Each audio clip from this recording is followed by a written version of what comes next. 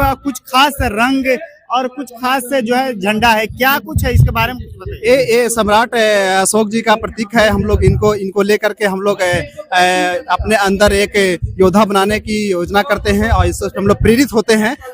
सम्राट अशोक जब बुद्ध हम अपनाए तो विदेश तक के, श्रीलंका से बर्मा म्यांमार तक के फैलाने का काम किए हैं और हम लोग अब उसकी बीड़ा उठाए हैं।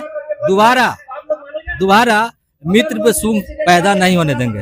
दोस्तों, हम इस वक्त हैं बिहार की पावन धरती बोधगया में, और बोधगया में सम्राट अशोक जयंती आप लोग मना रहे हैं। क्या कुछ उद्देश्य है, क्या कारण है कि सम्राट अशोक जयंती आज मना रहे हैं आप लोग? हम लोग अखिल भारतीय कुशवाहा महासभा बिहार एवं अशोक सम्राट संघ बोधगया की ओर से अशोक सम्राट की जयंती मना रहे हैं और मनाते आए हैं पहले से भी।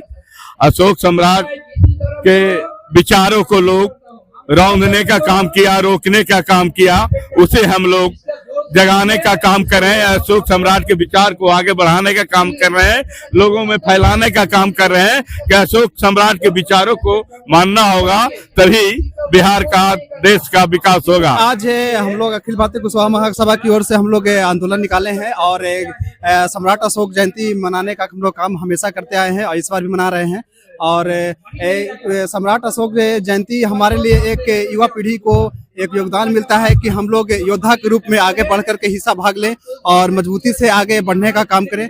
और इनका जो परिणाम हमेशा इतिहास गवाह रहा है, ये बहुत छवि और योद्धा राजनीतिकार भी रहे हैं और इनसे प्रेरणा लेकर के हम लोग युवा आगे बढ़ना चाह रहे हैं।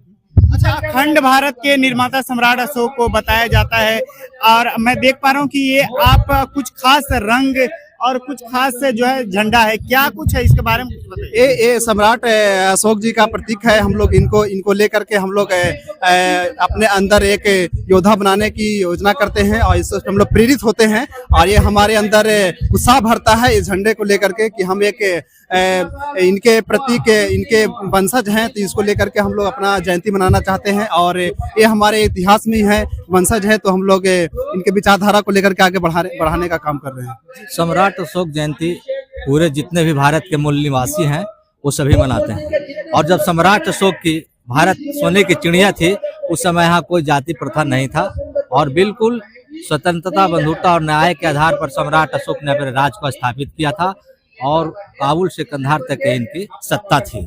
उस समय भारत सोने की चिड़िया कहा जाता था। कि पूरी वर्ल्ड में सम्राट अशोक जैसा महान सम्राटों का सम्राट आज तक न पैदा हुआ है और हमको नहीं लगता कि अभी होगा। क्या कारण है कि सम्राट अशोक जो अखंड भारत के निर्माता थे और अभी हमारे देश की स्थिति जो है वो सीमित हो चुकी है? सम्राट अशोक जो अखंड भारत के निर्माता थे, उस समय पूरी दुनिया इनके दीवाना हो गई थी और काबुल से कंधार से अफगानिस्तान तक इनका शासन सत्ता चलता था। लेकिन कुछ ऐसे तत्व के लोग, भिखमंगे टाइप के लोग हमारे देश में आए जो सम्राट अशोक के धरोहर को, सम्राट अशोक के इतिहास को, विचार को नष्ट करने का काम किया है। 84,000 स्तूप गायब हो गए हैं, बहुत सारे बौद्ध मंदिरें थे वो सारी गायब हो गई है। सम्राट अशोक जब बुद्ध हम अपनाए तो विदेश तक के, श्रीलंका से बर्मा म्यांमार तक के फैलाने का काम किए हैं और हम लोग अब उसकी बीड़ा उठाए हैं। दोबारा मित्र पे सूंघ पैदा नहीं होने देंगे।